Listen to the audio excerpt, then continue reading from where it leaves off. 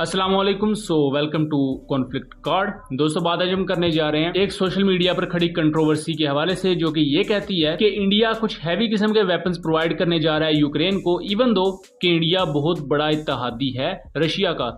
India और Russia की दोस्ती बिल्कुल ऐसे है जैसे पाकिस्तान और चाइना की दोस्ती या पाकिस्तान और तुर्किया की दोस्ती। लेकिन इतने सीरियस टॉपिक को शुरू करने से पहले तमाम दोस्तों को ईद उल अजहा बहुत बहुत मुबारक हो, जो कि आज मना रहे हैं। और उम्मीद करता हूँ ये ईद आप सबकी जिंदगियों में खुशियां लेकर आए। दूसरों के हमदर्द बनिए, उनकी मदद कीजिए और पाकिस्तान की ग्लोरी के लिए अपना किरदार अदा कीजिए। हम अपने टॉपिक की तरफ वापस आ जाते हैं। रिसेंटली G7 इजलास हुआ, G7 समिट हुआ इटली में, जिसमें ऑब्जर्वर के तौर पर या एक अजाफी नुमाइंदे के तौर पर इंडिया को भी बुलाया गया, तुर्किया को, दूसरी कंट्रीज की तरफ से भी। और यहाँ इंडिया को लेकर ये बात चल रही है कि इंडिया को यूक्रेन के लिए पुश किया गया है। यहाँ नरेंद्र मोदी की ज़ेलेंस्की के साथ भी मुलाकात हुई। अब दोस्तों, ये जो G7 का इजलास हुआ है, इसमें यूक्रेन रशिया की जंग एक मेन एजेंडा रही यूरोपियन कंट्रीज के लिए।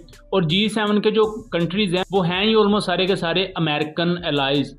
तो उन्होंने इस बात पर जोर दिया कि यूक्रेन को मजीद $50 बिलियन का एड दिया जाएगा।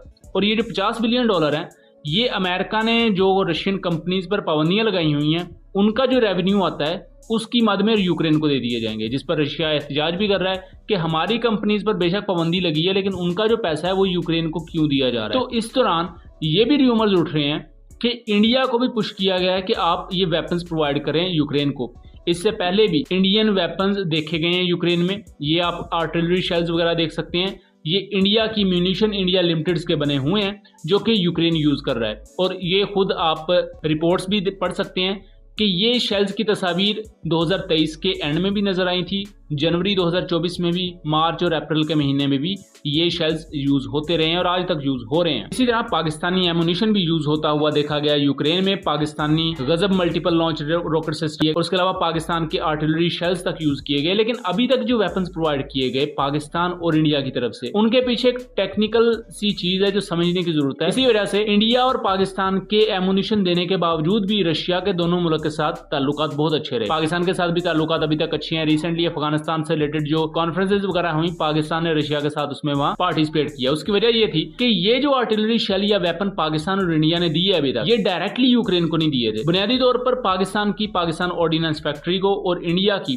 म्यूनिशन इंडिया लिमिटेड को यूरोपियन कंट्रीज ने टेंडर दिया या ठेका दिया कि हमें इतने एमुनिशन आपसे चाहिए। तो पाकिस्तान और इंडिया की कंपनीज ने वो एमुनिशन प्रोवाइड कर दिया। अब पाकिस्तान और इंडियन कंपनीज ने यूरोपियन कंट्री को वो एमुनिशन बेचा, तो पाकिस्तान इंडिया की जिम्मेदारी वहां पर खत्म होगी। फिर आगे वो यूरोपियन कंट्री की मर्जी है, वो जिसे मर्जी वो हथियार दे। इस वजह से टेक्निकल पॉइंट ऑफ व्यू से पाकिस्तान और इंडिया ने डायरेक्टली यूक्रेन की मदद नहीं की, but Pakistani and Indian companies ने उसके थ्रू रेवेन्यू कमा लिया।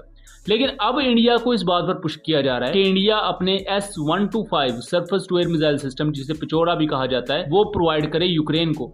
और ये डायरेक्ट डोनेशन हो सकती है, यानी कि पहले तो इनडायरेक्टली वेपन दिए गए थे, जिसकी वजह से वो टेक्निकल पॉइंट ऑफ व्यू की वजह से रशिया ने इतराज नहीं किया। लेकिन इस दफा इंडिया को ये कहा जा रहा है, नरेंद्र मोदी को, कि आप डायरेक्टली अपने जो इंडिया के पास सोवियत साख्ता S-125 surface to air missile system है, जिनकी रेंज तकरीबन 20 किलोमीटर है, और ये सोवियत यूनियन के बहुत पुराने surface to air missile system थे। इंडिया ने उन्हें रिसेंटली अपग्रेड भी करवाया। उसके अलावा टैंक का एमुनिशन वगैरह भी यूरोपियन कंट्रीज ने डिमांड की है कि इंडिया प्रोवाइड करे यूक्रेन को। यहाँ चीजें अब काफी ज्यादा कंट्रोवर्शियल होती जा रही है। रिसेंटली इंडिया के newly elected prime minister Narendra Modi की तरफ से G7 समिट की तरफ जाना, वहां यूक्रेनियन प्रेसिडेंट के साथ काफी ज्यादा अच्छे ताल्लुकात या अच्छी तस्वीर सोशल मीडिया पर आई, जिसकी वजह से यही तासुर दिया गया इंडियन साइड की तरफ से भी कि वो यूक्रेन के साथ भी हैं और रशिया के साथ तो अच्छे ताल्लुकात हैं ही ऑलरेडी। अब मुख्तलिफ जो इंटरनेशनल एनालिस्ट हैं वो ये कहते हैं कि अगर इंडिया प्रोवाइड डायरेक्टली वेपन करता है यूक्रेन को, तो फिर ये सीधा सीधा रशिया से नाराजगी वाली बात होगी और इसमें रशिया जाहिर बात रिएक्ट करेगा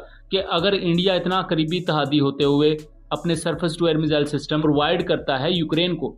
यहाँ एक और भी बहुत ही ज्यादा अहम पैटर्न है जो आपको समझने की जरूरत है। बहुत से यूरोपियन कंट्रीज के पास इससे पहले सोवियत साख्ता वेपन्स होते थे। तो अमेरिका ने क्या किया इस दफा कि स्लोवाकिया और पोलैंड जैसे कंट्रीज को कहा कि आपके पास जो रूसी साख्ता या सोवियत साख्ता पुराने जहाज और पुराने वेपन्स है, वो सबसे पहले यूक्रेन को दे दें, क्योंकि यूक्रेन भी पहले सोवियत यूनियन का हिस्सा था, तो यूक्रेन को भी काफी कुछ पता था इन वेपन्स को किस तरह ऑपरेट करना है एंड तमाम वो चीजें। सेम वैसा ही अब डिमांड इंडिया से भी की गई है कि इंडियन प्राइम मिनिस्टर को यह कहा गया है कि आपके पास जो सोवियत सोवियत साख्ता असला मौजूद है वो यूक्रेन को प्रोवाइड करें, और टैंक्स में भी जो एमुनिशन है वो ऑलमोस्ट इंडिया ने सोवियत यूनियन की कॉपी करके या उनसे ट्रांसफर ऑफ टेक्नोलॉजी के तहत ही लेकर बनाया था। तो ये एक पूरी की पूरी कंट्रोवर्सी है, और इसे मुख्तलिफ इंटरनेशनल एनालिस्ट एक डबल फेस के तौर पर भी कह रहे हैं कि इंडिया एक डबल गेम खेलेगा, यानी कि एक तरफ यूक्रेन को भी असला प्रोवाइड करेगा, दूसरी तरफ रशिया के साथ भी क्लोज कोऑपरेशन जारी रहेगी। और इसी कॉन्टेक्स्ट में पाकिस्तानी वेपन एक्सपोर्ट को भी समझा जा सकता है, क्योंकि जियोपॉलिटिक्स में कभी भी एक मुल्क के ताल्लुकात को दूसरे मुल्क के ताल्लुकात के हम पल्ला नहीं लाया जाता।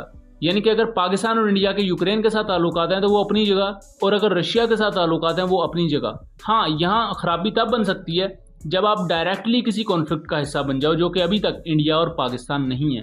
लेकिन अगर इंडिया डायरेक्टली वेपन यूक्रेन को देता है तो ये चीज़ काफ़ी ज़्यादा ट्रबल कर सकती है। सो आपका इसके बारे में क्या ख्याल है, अपनी आरा से ज़रूर आगाह कीजिएगा। वीडियो पसंद आई हो तो इसे ज़्यादा से ज़्यादा शेयर कीजिएगा, ताकि इस तरह की मज़ीद इन्फॉर्मेटिव वीडियोज़ हम आपके लिए लेकर आ सकें। मिलेंगे अगली वीडियो में, तब तक के लिए अल्लाह हाफिज़।